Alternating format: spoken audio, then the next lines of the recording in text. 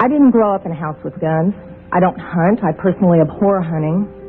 But I was given a gun by a friend when I was 21 to carry in my purse for self-defense, and I was taught how to use it. A couple of years ago, my parents and I went to a cafeteria in Texas on a bright sunny day. We weren't in a dark alley where we weren't supposed to be.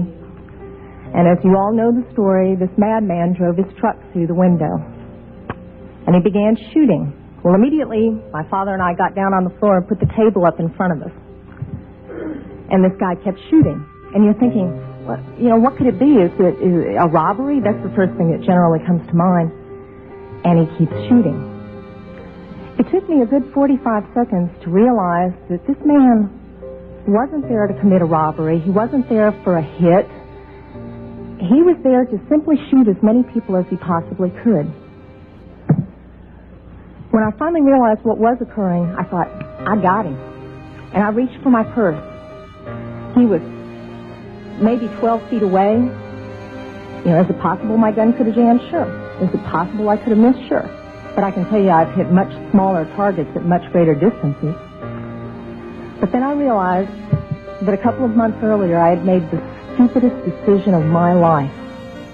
I took my gun out of my purse and left it in my car. Because as you well know, in the state of Texas, it's sometimes a felony offense to carry a gun in your purse. I can tell you that I'm not mad at the guy that did this. As he continued, it was obvious that he was a madman. My father, at that point, said, I just got to do something. I've got to do something. He's going to kill everybody in here. And he rushed the man. No way. This guy turned, shot him in the chest. He went down, was obviously mortally wounded. For whatever reason, that made the man change directions and go off to my left. Shortly thereafter, someone at the back of the restaurant broke out a window. When I saw what looked like an opportunity to escape, I turned around and I grabbed my mother by the shirt and I said, come on, we've got to run, we've got to get out of here.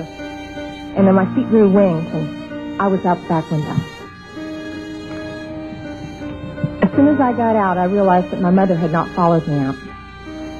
And as I learned from the police officers, she had crawled over to where my father was and cradled him until the guy got back around to her, put the gun to her head. She looked up at him, put her head down, and he pulled the trigger.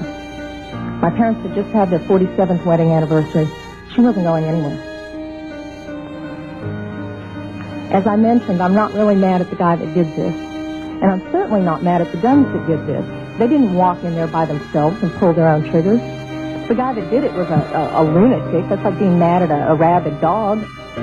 I'm mad at my legislators for legislating me out of the right to protect myself and my family. I would much rather be sitting in jail with a felony offense on my head and have my parents alive.